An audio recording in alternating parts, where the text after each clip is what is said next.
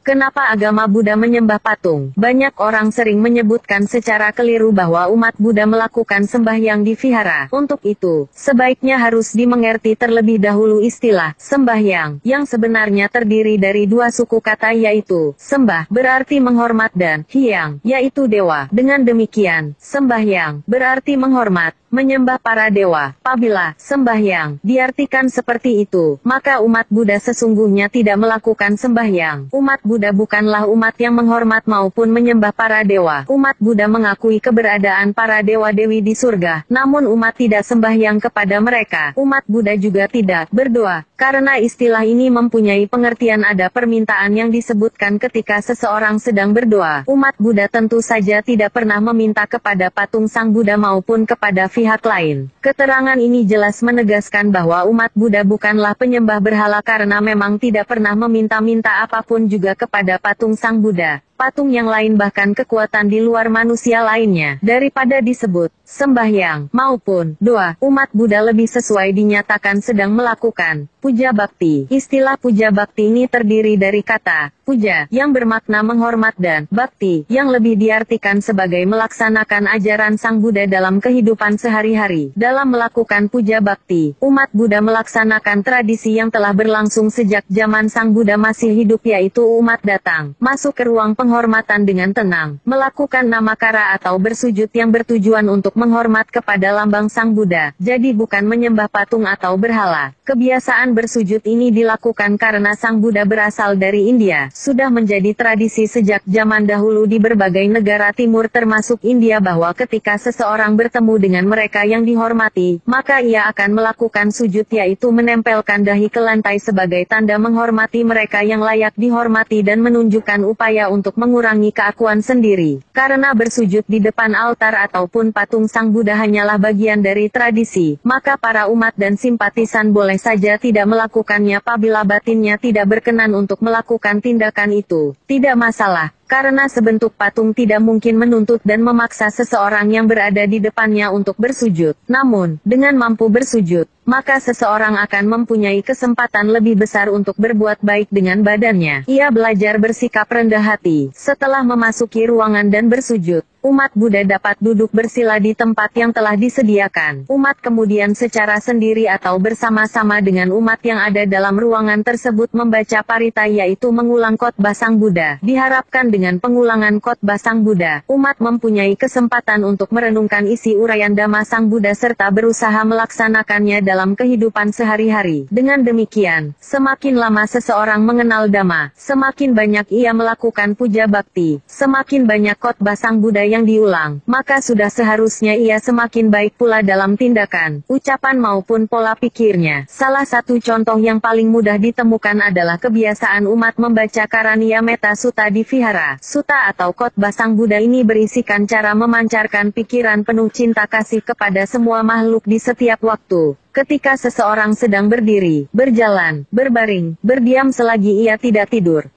Diharapkan, dengan sering membaca sutta tersebut seseorang akan selalu berusaha memancarkan pikiran cinta kasih kepada lingkungannya. Ia hendaknya menjadi orang yang lebih sabar dari sebelumnya. Disebutkan pula dalam salah satu bait sutta tersebut bahwa jangan karena marah dan benci mengharapkan orang lain celaka. Pengertian baris cinta kasih ini sungguh sangat mendalam dan layak dilaksanakan. Dengan mampu melaksanakan satu baris ini saja dalam kehidupan, maka batin seseorang akan menjadi lebih tenang dan bahagia. Walaupun berjumpa dengan kondisi yang tidak sesuai keinginannya, ia akan menjadi orang yang mampu mengendalikan dirinya. Dengan demikian, setiap kali ia hadir dan berkumpul maka ia akan selalu membawa kebahagiaan untuk lingkungannya. Itulah makna sesungguhnya dari pengertian puja bakti, yaitu menghormat dan melaksanakan ajaran Sang Buddha. Sekali lagi, umat Buddha tidak berdoa, juga tidak sembahyang kepada patung Buddha.